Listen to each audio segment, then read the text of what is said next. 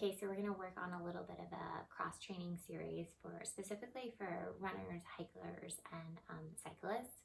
So it's a really good series for all of these types of athletes, just because we move our body in a little bit of a different plane of motion.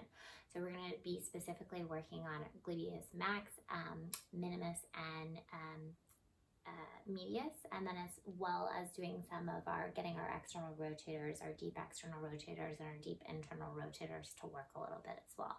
So what you'll need for this series is a little mini band, a looped mini band. And I want you to go with like a medium heaviness. We don't want something that's too crazy heavy because we're going to do a good bit of repetition. The other thing you want to check for is make sure there's no rips or tears in your mini band so it doesn't snap on you. So you're going to slide it right over the knees. And then setup is really important for success, as always, in any of our sort of exercise series here. So we're going to set up. I'm going to just kind of place my hand like a pillow under my head. Feel free to use an actual pillow if you want. You're going to make sure the shoulders are stacked over ribs, which are stacked over hips. And then I'm going to elongate my legs a little bit more than a 90-degree angle. And really, really important here that the waist doesn't drop down and let the hips hike here. So we want to make sure those hips stay stacked over each other. There's a little space under our bottom waist, which we're going to maintain throughout this whole series. So we'll start with our external rotation clamshell. So heels are going to stay glued together. I'm going to push up on that band, try to activate this side back of the glute here, and then slowly lower the leg down about 3/4 of the way down. Lifting up 3/4 of the way down. Externally rotating and 3/4 of the way down. So we're going to do about 10 or 15 repetitions of each of these. And just for time, I'm not going to do all of them. And then we'll go into our parallel leg lifts. I want you to lift the leg parallel to the bottom leg and then slowly hover it, again, 3/4 of the way down. So now we're working on these kind of abductors, these hip stabilizers here. Really important that our hips stay stacked, our waist stays lifted, and our shoulders stay stacked. So again, 10 or 15 of these. Going right into internal and external rotation. So I'm going to move my leg bone, spiral my leg bone in my hip socket, and then externally rotate it. So it's important that the pelvis itself doesn't move, just that femur rotating inside of the acetabulum.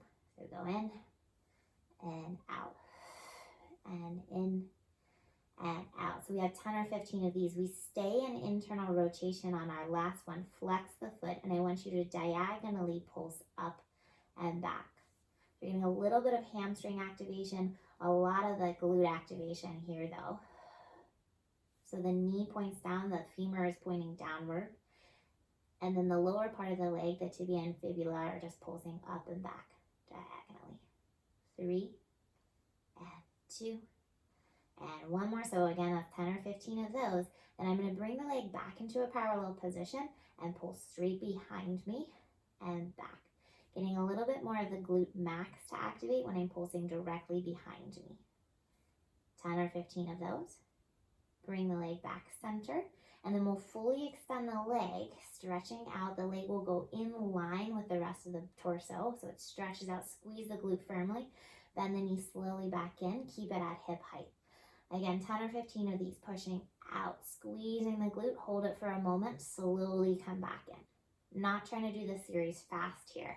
Trying to really get good activation of the glutes and hip stabilizers. Press that leg down after you've done 10 or 15, and then you'll just abduct the leg straight up, straight down, straight up, straight down.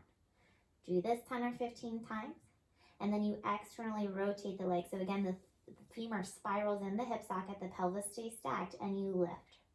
Lower, lift, lower. 10 or 15 of these. Then go into internal rotation. So I turn the whole thigh without the pelvis rotating, and I lift diagonally. The knee stays very, very straight here. Watch that it doesn't bend. 10 or 15 of these. Bend the knee, lower down, and you made it through that series. Make sure you get a good figure 4 stretch or foam roll those hips after you do this series. And you can do it, I would say, at least 3 times a week as cross training. So make sure you do the other side, same repetition count. Let me know if you have questions or concerns.